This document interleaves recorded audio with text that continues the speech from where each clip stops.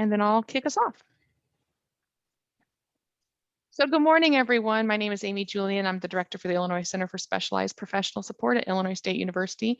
And this is part of our L.E.A.D series that we are doing for OET, Leadership Excellence and Action and Development.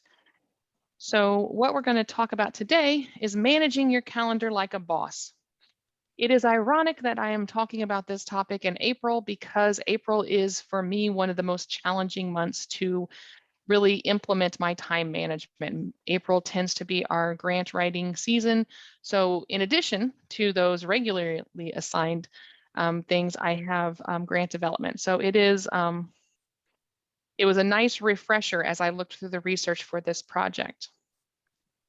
Again, my name is Amy, and this is what I look like there, and I'm the director for the Illinois Center for Specialized Professional Support. With me today is Molly Cook, and she is our Workforce Research Coordinator. Many of you know Molly if you're involved in any of the IWIB committees that she is on. She's on the CPTP, on the Evaluation Work Group, on the CIC, on the Equity Task Force. And I'd like to cover them all, Molly? Yep, you got it. All right. So Molly and I today will be, I'm doing more of the presenting. I think last time Molly did more of the presenting and I did some of the adding in. We've reversed roles for today. Next time we get together in May, we're going to be talking about listen to understand and the solution and solution creation, tips for active listening and problem solving. And Kirsten Baer, who is our communication expert on our team and also teaches communication and marketing at ISU and at Richland, will be a part of that. We'll be leading that conversation. So let's dive right in. The agenda for today, we're going to talk about time management strategies. We're going to talk about the art of saying no. And I'm going to ask, how many of you are comfortable with saying no in different situations? And then we're going to talk about some resources and share those out. As we discussed this morning, we got a couple ground rules. These aren't really ground rules, but they're more of just kind of parameters. All of you are currently muted. If you do wish to participate, and we want you to participate, go ahead and unmute yourselves. You are welcome to do that. In addition to that, I like that, Laura. I'm in the same boat there. Introduce yourselves by typing your name in the chat so your friends can see who's all here.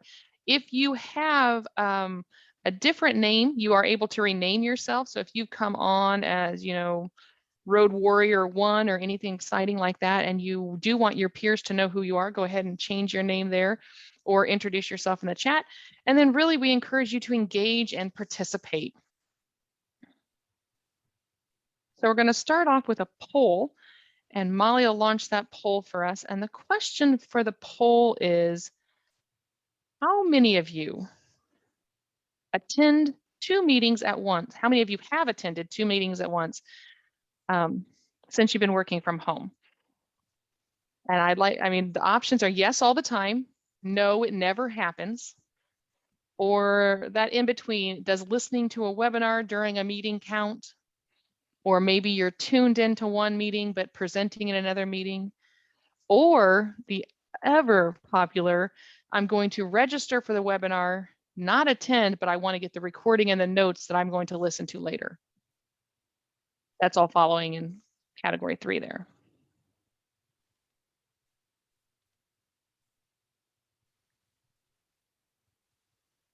We'll give you all a few more seconds to answer that. But I want you to think about, as you are answering, how many of those things were able to happen pre-pandemic? So we can close the poll. And so we have about 27% are saying yes all the time. 27% are saying no, that never happens, which is good for you guys. Very impressive there. And then about 45% of you are kind of in that middle. Like sometimes it happens, sometimes it doesn't. Sometimes it's, listening to a webinar, but attending a meeting. But I want you to think about that. So thank you for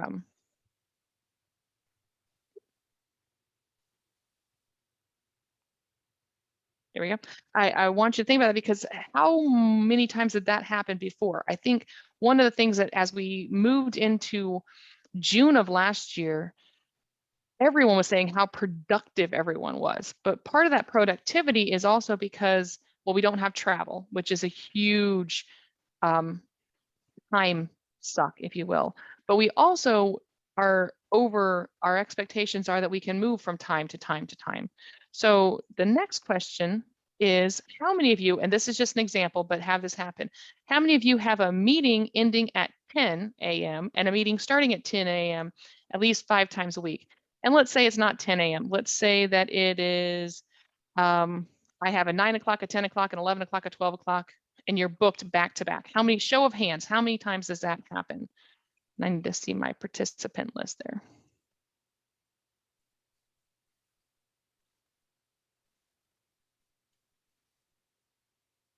So go ahead and raise your hands if that ever had. Just one of you?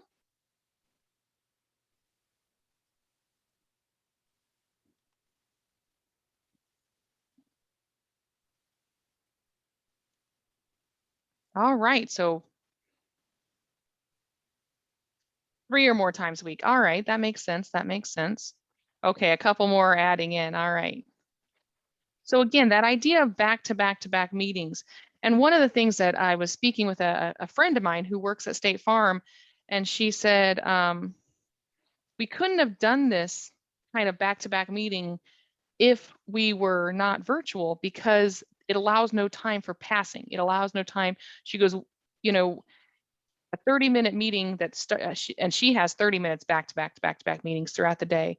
And she's like, we always allowed time for passing. We allowed time to get from, hey, I was on this side of campus to this side of campus. And if you think about it, that mindset has kind of been removed. We are now, the expectation is that, well, if you're free at 10 o'clock, you can have a meeting at 10 o'clock because everything is virtual. So I'm interested in how that dynamic will shift back as we move to the world being right side up. All right, one last question to get your minds going this morning on things we're going to talk about.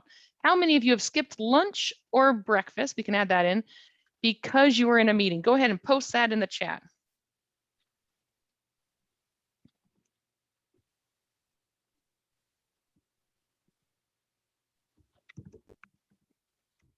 Guilty, quite often, okay.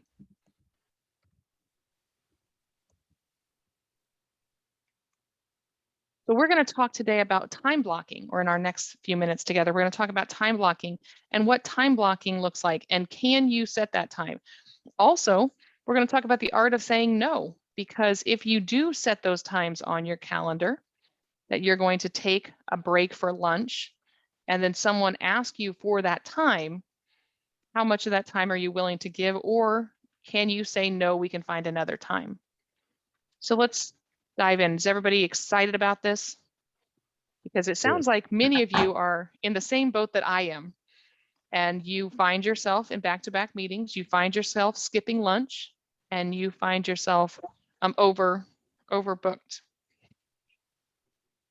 So with that, I do want to say before we go in, I am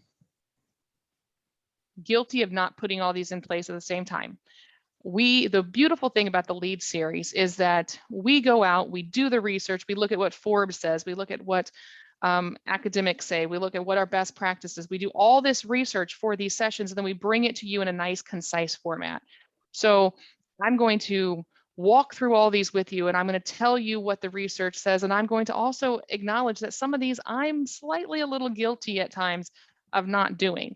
But they are great tips, and when I have done them, they've been really effective. And as I said, it's ironic that I'm presenting this topic in April. So with that, time management strategies, and we've got a few of these we're going to go through. Don't multitask.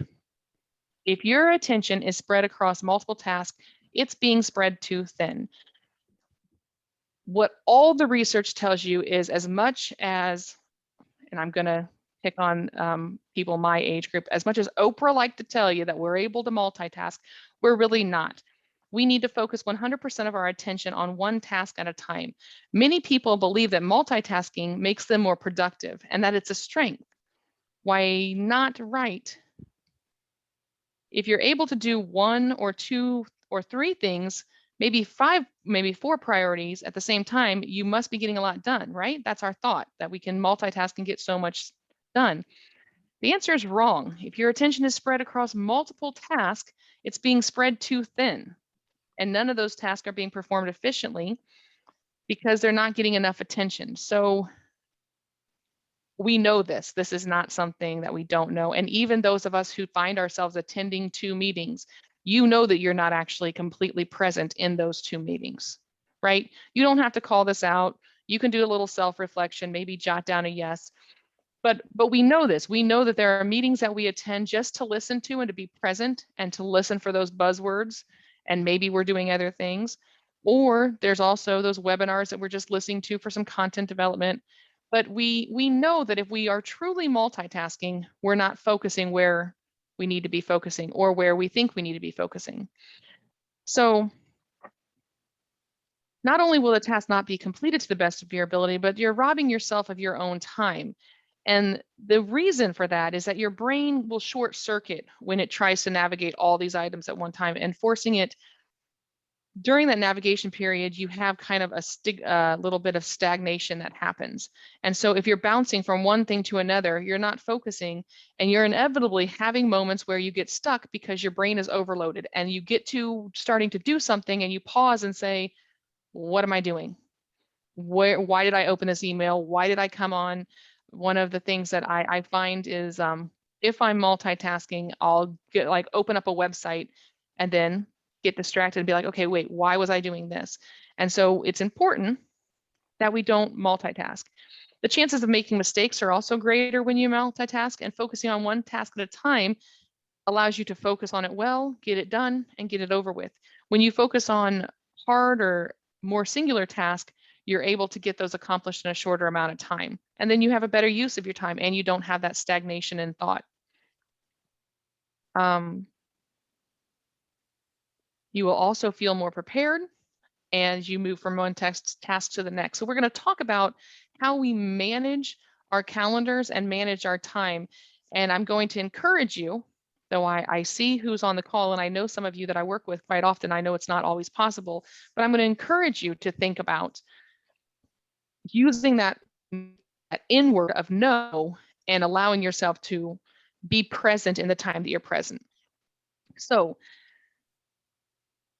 the next one is the one. So again, I absolutely agree with multitasking, and that's why I like to time block. I really enjoy time blocking. I have a hard time saying no, but I'm getting better. But also that idea of optimizing time for the day. One of the best ways, if not the best way, to live your most productive life is to track time and allow you to log what you're working on when, which is an excellent way to stay organized and plan your schedule. The other thing that this allows you to do is to look at if you're spending your time where you need to be spending your time, or if somebody or something is sucking all your time, is vacuuming up your time, and are you giving things that are more, because again, that old adage, the squeaky wheel gets the oil, is an old adage because it happens. It's true. Somebody who is more high drama, some instance that is more high priority, does get more of your attention. But if you're really looking at time management strategies, and we do have to account for those because we all know things happen. We all know that we are public servants. And so we operate at the discretion of sometimes the legislator, sometimes the governor, sometimes the director. But if something is a priority, it's a priority. But if we plan, it allows us to be flexible when we need to be flexible. So did you know that you know what your typical day looks like, right? So you get started with maybe some exercise in the morning, you keep your notes of your favorite productivity app. And then if you look back at the end, if you do this for 7 days, if you map out your days for 7 days, at the end of the 7th day, when you're reviewing your time tracking, you'll have a record of what you used, what you looked at, what you spent your time on. And sometimes you'll realize, and if you do this for longer, sometimes you'll realize as well, that maybe something that was taking your time was not really something that you need to spend time on. And again, I'm not saying be rude. I'm not saying tell your boss no, which we'll talk about how that is important sometimes. But I am talking about the idea of optimizing your day.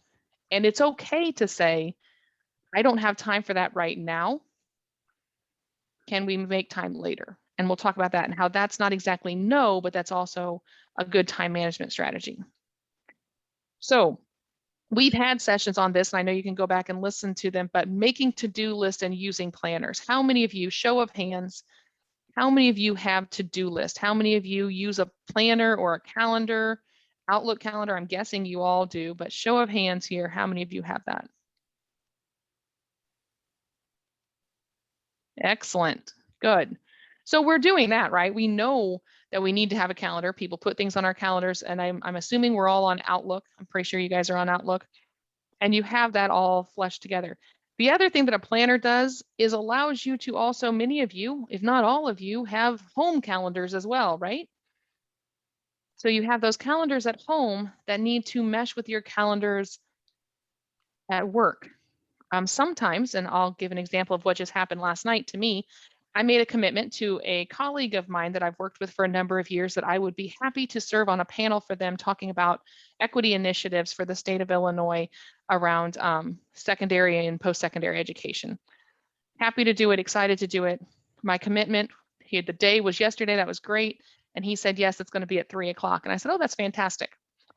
My son had his first baseball game last night and he's in California. So my time commitment was off because I didn't realize that I was committing to time during my son's baseball game, and had to explain that to my son and say, hey, I made a commitment for work. I have to honor my commitments.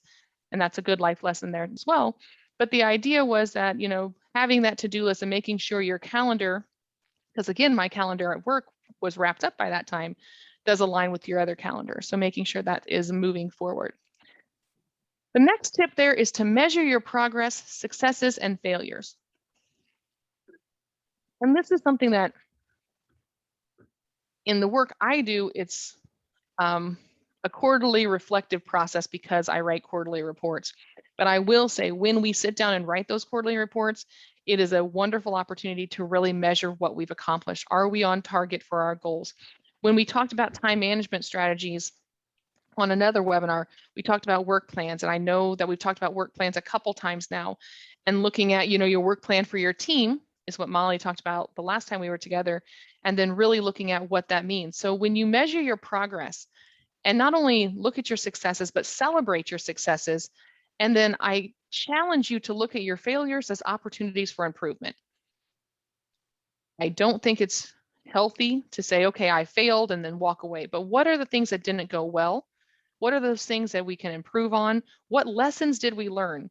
Because I am a firm believer, you don't learn unless you do fail. If everything came easy, we would never learn, right? There's actually a speaker we're going to have for the WIOA Summit that has a fantastic story about how he was able to push himself to learn the game of basketball and where that took him, because when he first started to play, he was not successful. And so I think if everything just came easy and everything was always success, we wouldn't have those growth periods. And so I challenge you to not see failure as a bad thing, but to have that growth mindset and see failure as an opportunity for evolving, for problem solving, for reflection, and look at it that way.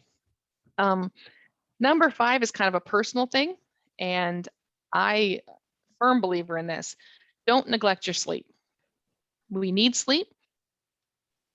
Without it, we hit walls and our bodies become unforgiving with age. And again, there's one thing to pull an all-nighter in college when you're 19 and write a paper. And then if you think back though, you also then did go sleep all day or sleep a good amount of time.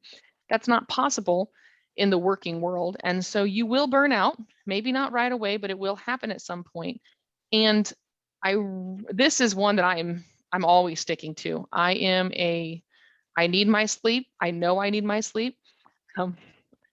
My husband, bless his heart, knows I need my sleep as well. And so we are not people who stay up till 2 a.m. and then get up at 6 a.m. to go to work. We are people who get our good night's sleep. So thoughts there? Anything? I'm going to look at the chat real quick here. The skipping of the meals, yes. The comment of, I've always been told to multitask in order to be successful. And Yes, that is something that, again, those of you who are around my age, we've been told that, oh, you've got to multitask. You need to be in, you got to spin all the plates is kind of how I've used an analogy of the way in which we do work. You have to, run from one plate, spend some time there, spin it, run to another plate. And when I was explaining that, actually, when I was taking a course on time management, they said, that's fantastic, but when you are running to that plate and spinning that plate, you're actually focused only on that plate. And it was a big aha moment for me because I'd use that analogy a lot, that I spend some time here, then I spend some time here. And what they're saying is that true idea of multitasking, which if you are like me, and I've been guilty of this, I've listened to a meeting that I was invited to that I didn't really have a role in. Anybody ever have those meetings? You don't have to show your hands. I know you're with colleagues, but maybe you've been invited to a meeting that you don't necessarily have a large role in, but you are there to listen and you're checking your email at the same time. But when you're doing that, are you really focused on your email or are you really focused on the meeting? Because I'm going to say there's going to be a time that if you're focused on your email, you don't actually pay attention to the meeting. And then they say, hey, James, what's going on? And you have to say, okay, hang on, right, I missed that or something. And it happens. We are all, and if you're not, you're amazing. And I'd like to know your superpower. But for the most of us, that does happen. And because when you're focused on the email, really reading into the email, not the yes, no, sure's, accepting calendar invite kind of email, but the actual email. So the next, these are going to wrap up my 7, but time management strategy number 6 is put away distractions. And yes, put away your damn phone. We are so guilty of getting lost in our smartphones. They are black holes, soul-sucking devices. And this is a quote. I should have put quotes around that. That is from Forbes. They are adamant about putting your phone away. Now, one of the things, there's a fascinating study about millennials versus Xers versus boomers and whether or not they are phone facing face up people or phone facing face down people. So I want you to just kind of think about yourself, and are you a phone facing face up when you're interacting, or right now look at your desk, is your phone facing up or is your phone facing down? Because that does take into consideration whether or not you're going to be pulled into that black hole of looking at your phone. So depending on the meeting and depending what I'm doing, my phone is up or down. I'm kind of a flipper. If I'm presenting like I am right now, my phone's down. It is on silent. If it does vibrate, because it's down, I do not look at it. However, if I'm, just checking email or working on a project, my phone is facing up. What that says is how much engagement you have with your phone, how addicted you are to your phone. They are our communication mechanisms, right? They also allow you, though, to make sure you prioritize who is getting to communicate with you versus everyone getting to communicate with you. So for example, on Outlook, who's on here? If John sends me an email, I can have it set that when John sends me an email, I get a text that says John sent me an email. So I know to go in and respond to it right away, if you choose to do that. So if your boss or director sends you an email, you could set it that way. So it is something that you're looking at more intuitively.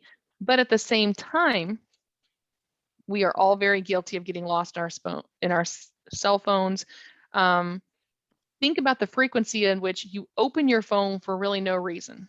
Think about the frequency of which, if you are like me, and I am terribly guilty of this, you're on vacation, you have your phone, you open it and you click that email button and you check your work email while you're on vacation.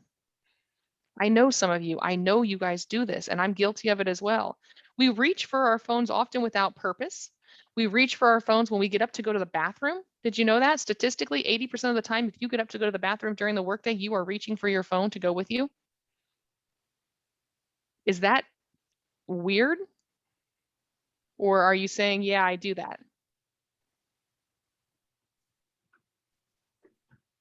And then it is so random that we do that. Many of us also wake up in the morning and check our phones before we do anything else, before we go to the bathroom, before we get out of bed, before we, engage with the world. Our first thing we reach for is we shut off the alarm on our phone and then look at our phone.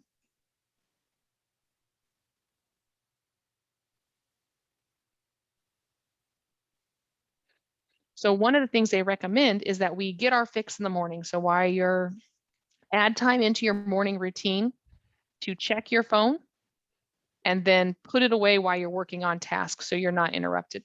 The other thing that we'll talk about, and it's coming up, actually, we'll just talk about it now, is that idea of making time to check your email, blocking time on your schedule. How many of you, just show of hands, how many of you have, however you want to label it, catching up on email, reviewing email, how many of you block time to do that in your schedule? I got 2, 3, okay, 4. That is a really great tactic to allow you to have, that's one of those time blocking things. So first time blocking tip, mark off your lunch, go through, add it to your calendar, starting today for the rest of the year, and say, I'm going to take lunch every day from 11:30 to 12:30 or 12 to 1, or whenever you want to take lunch, I'm going to take lunch. Are you guaranteeing that no one will put anything on that time? No, not at all. You're not. But again, plan and then be flexible. That's my mantra, plan and then be flexible. The other thing that's really a good tactic is reviewing emails. That's another time block. Maybe that's at the end of the day. Maybe that's at the beginning of the day. Maybe that is, maybe you put a big chunk on a Friday. I don't know. I know Laura made the comment that she feels that if she's not responding to people in a timely manner, that she feels like she's holding up someone else's work. But timely manner is a very interesting clause, because is that in 30 seconds, in 30 minutes, in 3 days, what is a timely manner? So think about others' expectations for you and your expectations for others. But I do encourage you to use that time blocking. Okay, so unfortunately, too many of us think their work is top priority, and in some cases it is, but because we make it a priority, when in fact it might not really be that high of a priority. Trying to get through all that. Okay, so you're saying that many of us think, oh, too many think that their work is the top priority. So yes, no one cares more about their own work than yourself. I'm guilty of that. All of us are guilty of that, right? Nothing's more important to you than what you're working on. And so, yeah, being able, and the key to that is, how do you delegate? Is it a priority for you? And then also, how do you say no in a delegation or in a powerful way? Yes, Mike, I have too. I have found it very helpful to disable the on-screen pop-up notification for new emails. I instantly eliminated 100, yeah, I would say it's probably 1,000 distractions, because all of the little ads came in too. Great suggestion, great way to do that, because if you disable that, then it's not intruding on you. And I do encourage you, A, set time for lunch, and B, set some time to check your email. Email is important. It's very important. It's a way in which we're communicating, especially during the pandemic. I can't pop over to Mike's desk or to Mark's desk and say, hey, what do you think about this? But we do send emails. So back to Laura's point about in a timely manner does not have to mean that I'm going to respond within 30 seconds. A timely manner does mean I'm going to be thoughtful and not let someone wait 48 hours. But think about when you were traveling, when the world was right side up, did you go maybe a 24-hour period without responding to an email, and were things still okay? And Laura, to the other point, if there are individuals who are those priority individuals, I'm going to guess if they really need something and you're working on something else, not shopping, not going, you're actually working on something else, they have a way to get a hold of you. I know those of you who have my personal cell phone number, and I know you know how to get a hold of me if you need me, if I'm not responding to email promptly enough. Anybody else have those people in their lives, or is that just me? Just me. Okay. So Brian, thank you. Related to Mike's suggestion, disable the sound notification on your phone. Oh my gosh. So my father is 73 and he does not notice the little like noise that it makes when he sends, like when he types and when he sends. And he was over a couple weekends ago and I was like, what are you doing? Because I apparently have very good hearing. My husband had that a while back, that he would have the notifications on and I could hear him typing, I could hear him sending, I could hear every email and text that came in. And I was like, no, we cannot, no, we can't do that. So he had that in his phone set up that way when we first came into the pandemic. And Amy killed that for him very quickly because it drove me insane hearing his stuff out in his workspace back in my workspace.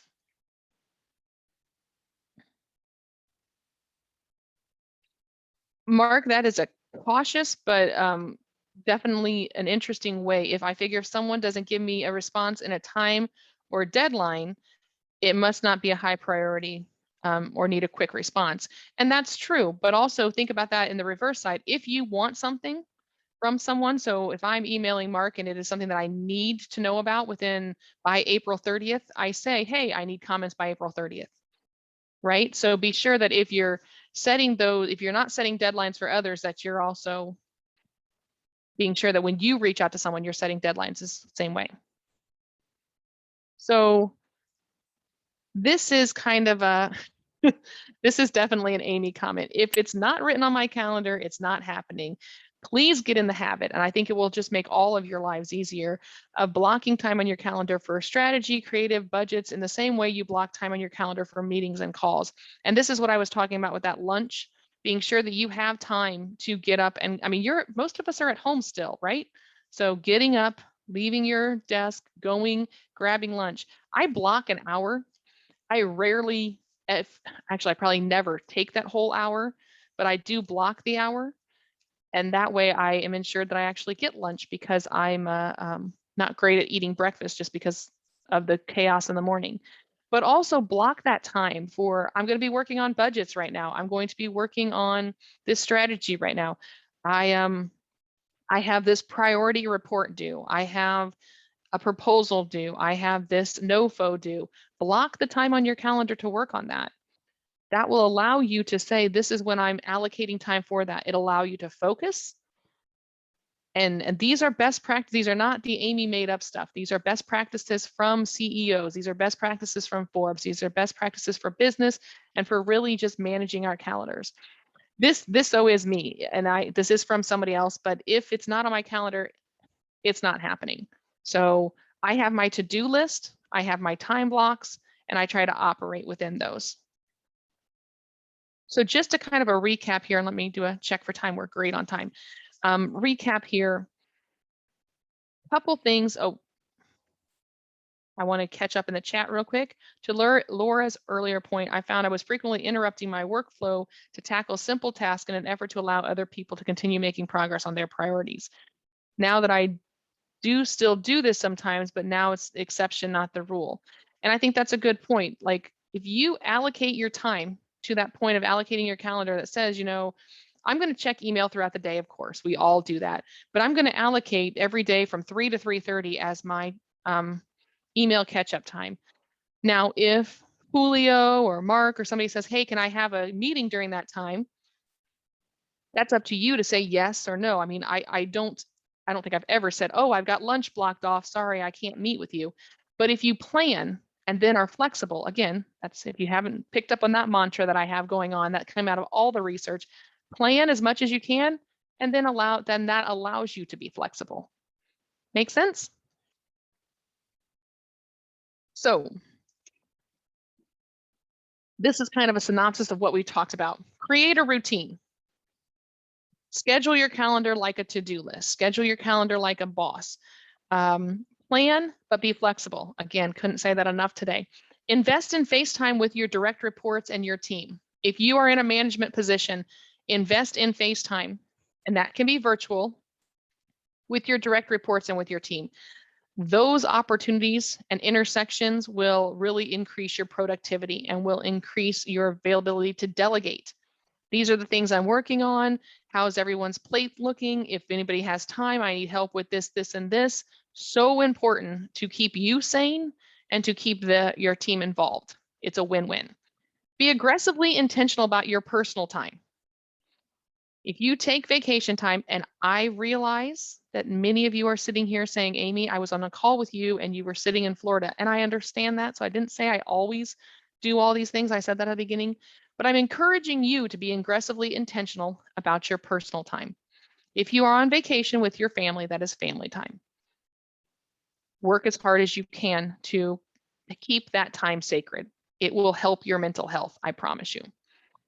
Eat the frog. We've talked about this before. I believe we talked about this last spring. The idea of if there is something that you are stressing about, if there is something that you do not really want to do, but it's just there, eat the frog. Eat the frog first thing in the morning. That is your frog, by the way.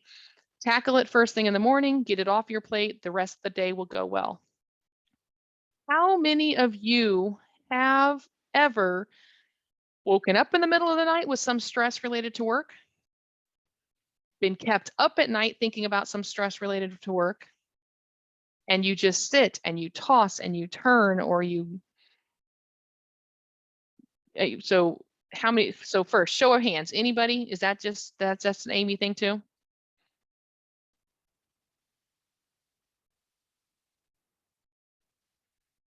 Okay, so couple strategies for that. Number one, because I see the hands going up. Number one, I'm not saying get up and turn on your computer, to be clear. I am saying grab a notebook, write down what you want to say, write down what you are thinking about, write down get those ideas out of your head onto paper. It's an exercise that clears your mind. You have it documented, you can go back to bed. The reason I say don't turn on your computer is because if you turn on your computer, that's the blue lights turning on. Blue light is affecting your brain. It's going to be harder for you to fall back to sleep. But if you use that old school pen and paper, and sometimes, like we've talked about email etiquette, remember that? We've talked about the way in which we correspond with each other. And sometimes there's something that maybe somebody said in the meeting and you just have a response that you really want to say. And I will tell you, sometimes you'll write these things down, and then when you see them after a good night's sleep, you'll say, ooh, I shouldn't say that, or maybe I should say that, or this is how I want to frame that. But I encourage you, don't wake up and send the 2 a.m., the 4 a.m. email. I encourage you to write it down on that old school pen and paper, come back to it in the morning. Two things will happen. One, if you get it out of your system and have it committed to paper, you can go back and go to sleep. And you'll be surprised at how well that works. It really does work well. And I speak from experience there. Number two, you'll also be surprised that in the next morning, how you can reframe that and take out some of the angst and the stress and allow to have those open lines of communication. So just a little tip there. But eating the frog, very important. Planning time for your family, again, important. And then set an intention to bring the energy. And let me tell you what I mean by that, because the quote that came out of this article, it was just a phenomenal article on the idea of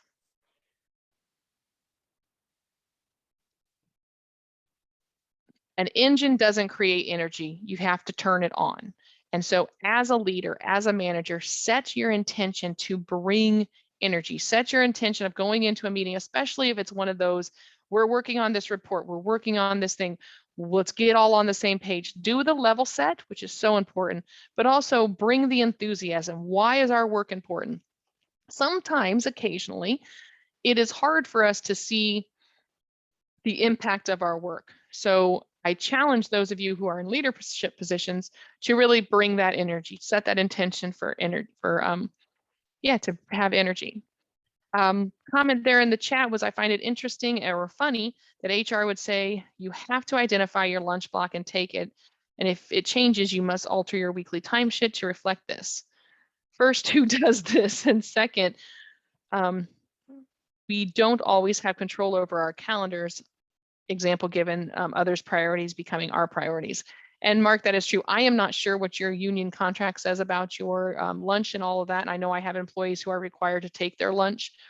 But again, I think there's also flexibility in that a lot of times, that if you're not able to. So I will let someone from your HR handle that conversation because everyone's rules are different. So how are we feeling before we move forward into the art of saying no? How are we feeling about management of our calendar? Do we have some good tips? Thumbs up. Are we feeling good?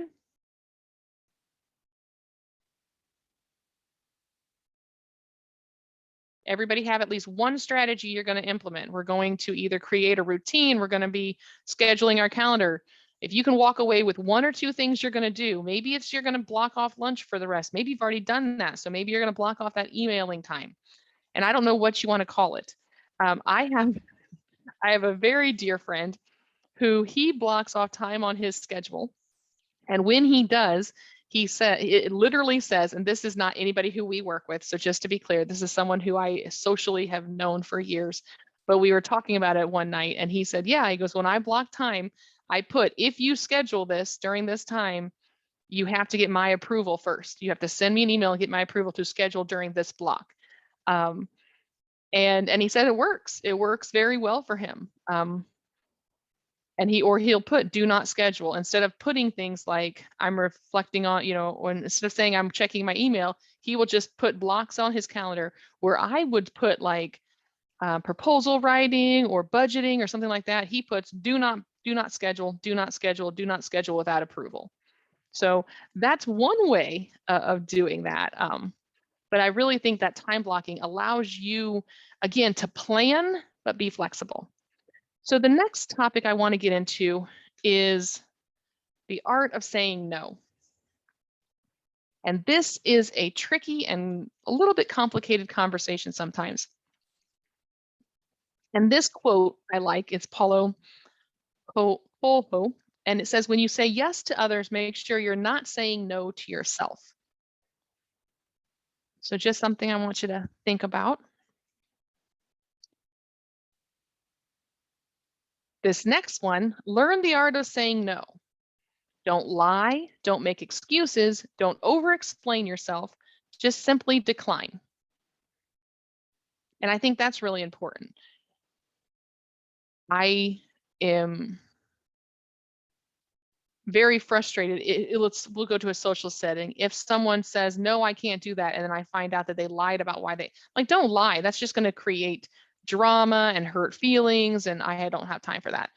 And don't make excuses. If you don't want to do something, don't do something. Now, work's a little different, and we'll get into that, but I really do like this quote. The art of saying no. Don't lie, don't make excuses, don't over-explain yourself, just simply decline. So in the chat, I would like for you to tell me if you're comfortable saying no.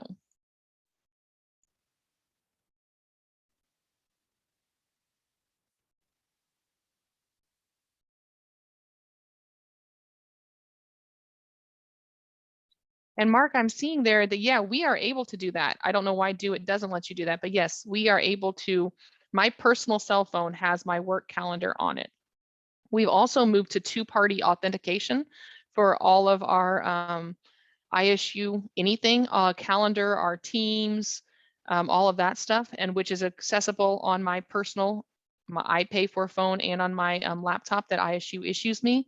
But the two-party authentication, actually, you can either go to an app, which is weird because it'd be on your computer anyway, or you can go to your phone. So you're kind of giving up a little bit of your separation there, but I do think it does make for an easier blended and allowing your schedules to not overlap and have to check 22 calendars.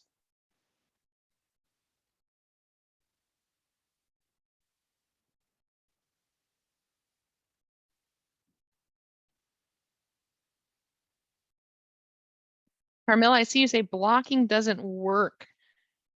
I'd be interested to kind of ask what kind of blocking you've used and if it would be helpful to even like try it for a little bit or do that strategy of like documenting where you're spending your time and seeing if that would help you a little bit in allocation of time. Depends on who's asking. All right. So what I'm seeing is there's quite a few of us who are not really comfortable with saying no. So there are different ways to say no, okay? There's the direct or the indirect no. You start saying, to say no can be awkward, so you refer to, start with an indirect approach. In your personal life, you can say, look, I want to join you for drinks, but I have to work on this project because it's important to me. When you start saying no more often, it is fine to make excuses so you can avoid saying yes, but the primary goal when you start saying no is that you want to say no, right? So that indirect can sometimes lead to complications.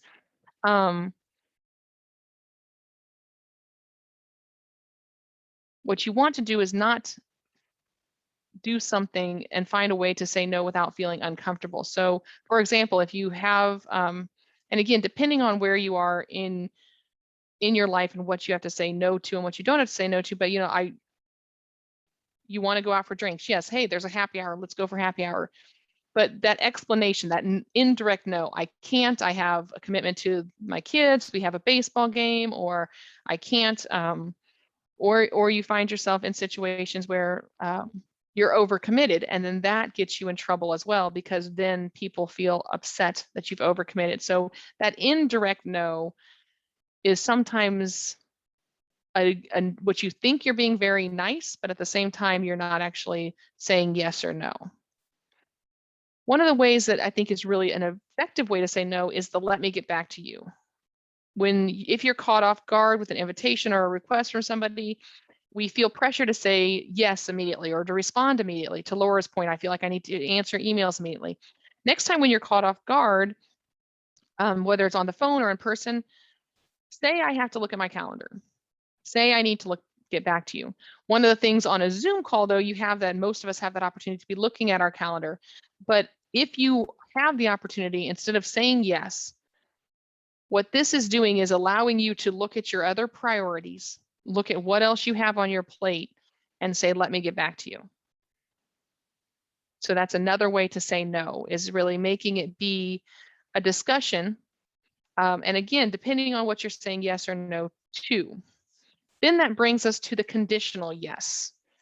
So you don't always have to say no, like your boss asks you to collect information before the end of the day. You can't say no to that.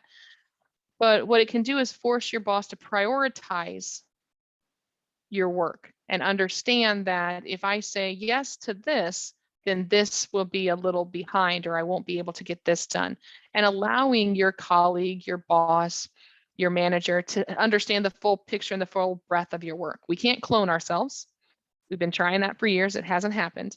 So I can get you the information that you need, but that means I can't get the 10 calls done that I needed to get done today, or this is going to have to wait till Monday. It allows you to say yes, but it also allows you to seek to understand the prioritization of work. This is used a lot in our world. And if you're not doing this and you're just saying yes, yes, yes, this is probably the easiest one to start doing. So if somebody calls and says, hey, Amy, for example, the dean called me on Monday and said, I need an article on ICSPS by Thursday. And he's somebody who, though in my world, I can't really say no to. So it was one of those things like, okay, I can say yes, but I needed parameters, I needed conditions, I needed additional information. So look at those conditional yeses as if you're one of those people who, like me, is kind of reluctant to use that N word of no. I encourage you to look at the conditional yes as a way to help everyone see the greater picture of what's being prioritized. Just a thought there. And then there's the direct no. Once you're comfortable with saying no more often, you can take the ultimate step of just mastering. We give people excuses. Don't do that. Just no, I can't make it. I can't commit. Sometimes you have individuals, and I have an individual who I work with, and some of you have worked with him as well. He enjoys just sending calendar invites randomly. There's no predecessing email. Does anybody else have this person in their life? Molly, you can't answer because I know you do. But he just sends an email out of the blue, like, hey, 3 o'clock, 20-minute call. How does that sound? And he's not somebody who is a direct report. So he's not my manager or anybody who I'm directly reporting up to, but he is somebody who I am working with. And so I often have to be like, okay, we need a new time. Like he can't see my calendar. I know that. But if you have those people, it's one of those, like, you just have to be comfortable. And that was one, he's helped me grow in that, because I've had to say, no, that doesn't work. Like, instead of, oh, I'm going to make that work, or I can maybe step out of this meeting, just like, no, what else you got? Where can we come back? But also I encourage you not to be that person who, and I don't know, can you all see each other's calendars? Are you able to share calendars? Can I just get a yes or no on that? Yes, okay. So you're able to see, thank you, Mark. You're able to see where people are blocked at. So like within my team, I can see everybody's calendar. And then like within my department, I can see if my chair, I can only see busy and not busy for them. I don't have full access, but I can see, like I can see Molly's calendar, and I can see whether or not she said yes to meeting with our particular person. And then, yeah, Laura, if they share it with you. So you guys have Outlook similar to us. So the art of saying no is kind of a way to find your yes. And I think that's really important as well. So when you are saying no, think about what you are saying yes to. Let me sit that there for just a second. If you're saying no to something, you are in fact saying yes to something else. So find your yes when you're learning how to say no. So what are you saying yes to? So for example, if you say, I am not going to, let's think of something. I want to prioritize working on this report. Okay. So I'm going to say no to all these other things that come my way because I need to prioritize working on this report. So find what you're saying yes to and make sure or confirm within yourself and possibly with your leadership that the thing you're saying yes to is really the priority of your work. So sometimes you do have to say no. Sometimes it's something simple like, I've been asked, hey, can we post this to the website today? Well, yes, but I need to do this, this, and this. So find your yes that would help you do that. Sleep on it. Again, Amy's an advocate for sleep. All the research supports me on that advocacy for sleep. So if there is a decision that you really is a big decision and it's a yes, no thing, sleep on it. How do you feel in the morning? Are you still set that it's a no? Are you still set that it's a yes? Take that time, or say, I need to take a minute and talk with my spouse, or things like that. And those are probably for bigger questions than they are for, hey, can you help me with this report? Or I need you to take care of this or call this person kind of things. Another fun art of saying no is that sandwich between two yeses. So sandwiching a no between two yeses ensures that you will be more likely to have a smooth transition and relationship there. It is also a great way to explain that which you are already committed. So for example, your boss asked you to work over on the weekend, okay? But you have a family commitment that you cannot break. Explain these commitments to your boss. First, the yes. Yes, I'm willing to do the work. Yes, I have, the no, I can't, that prevents you from coming in on the weekend. So the no, and then finish by confirming that you will commit to get the work for the company, and the yes. So by saying or looking for flexibility in that, so I can't come in on the weekend, but I'm committed to doing the work. Can we find another time? I have a commitment, things of that nature. So sandwich your no between two yeses. And then the most important, make sure you're actually saying no when you're saying no. And I know this seems kind of simple, but sometimes if we don't say no, kind of to the point that I just said, if we say have the indirect no, people might hear what they want to hear and not what you really said. Anybody ever have that happen? You can just nod. I can see you. You're good. Yeah, you've had it happen. So you think you've said one thing, they think they've heard something else. And so maybe you didn't really say the no. So make no mistake about it. No is a powerful word, and that you should not be afraid to use it or wield it when you need to. But when it's time to say no, you need to avoid phrases like, I don't think I can, or I'm not certain. Using limp phrases instead of saying no is really leads open that door for, well, I don't think I can, I'm not certain, allows them to think, well, maybe there's a possibility. And we don't want, to that lovely Dumb and Dumber quote, so you're saying there's a chance. We don't want that if we really want to say no to something. So what I'm encouraging you to do is make sure that you actually say no. Say, I'm not able to do this. Here's another course of action, or just say no. All right, how are we feeling about the saying no part?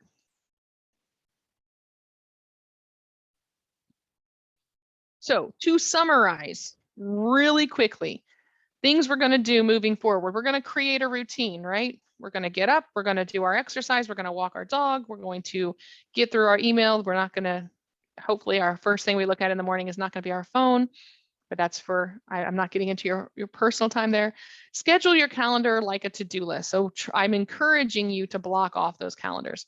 And again, the important part of that is you plan, but you're flexible.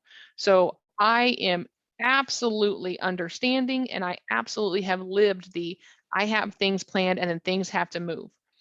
I pride myself at being as flexible as I possibly can. So plan, but I also plan, because if you plan and then you're flexible, then you have at least a little bit of sanity in what you have going on.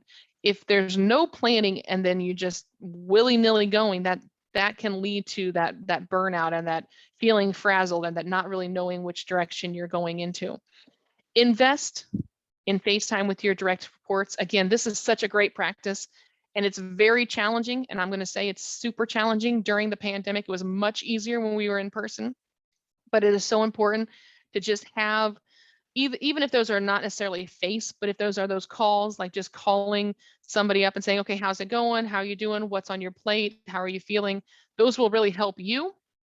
And that's that art of delegation. So I'm going to use Molly and I as an example. If I have a call with Molly and Molly's saying, hey, I'm feeling great. I've got, I have my week's free. I'm like, great, here's these 5 things I need help with. And then that takes those off my plate and I can delegate to her. But if you don't have that constant communication, especially during this time, and you're not seeing them every day sitting at their desk, it's going to lead to possibly workload teeter-tottering.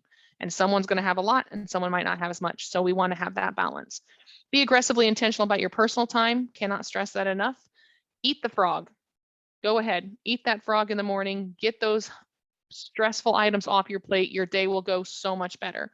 Plan time with your family and then set an intentional action to bring the energy. Come into a meeting with what you want to do, what you want to accomplish. Approach work with a vigor and investment in the energy. I'm going to open up the floor for questions. We have just a couple minutes left, but are there any questions? Are there any comments?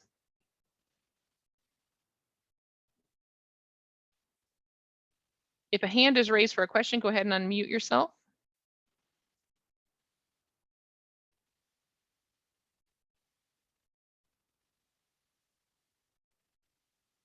All right, everybody feeling good? Show of hands, do you have one thing you can carry forward today and start implementing that you felt you learned?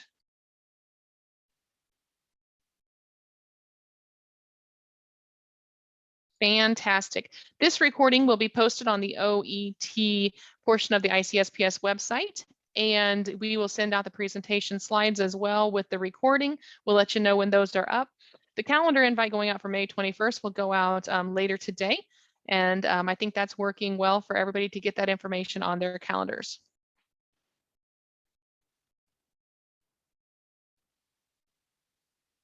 And yes, Mark, I see that it's it would seem that an entire organization needs to be hearing these messages for them to be effective, yet only 25% of are hearing them today. And that really goes into what that old adage of power and influence. So what can we control?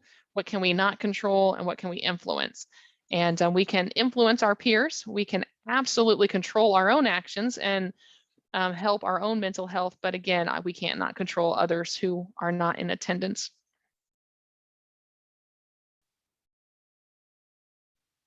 Oh, Laura, you are speaking my language there with Garrett's popcorn and homemade cookies. Yeah, I can be influenced by that, absolutely. and Mike saying that you can be bought through cookies and bribes. Okay, well,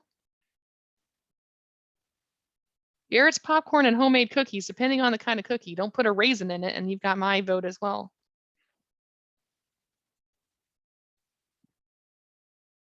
All right. Thank you all so much for your time today. I really enjoyed sharing with you, and thank you for your comments, and have a great day.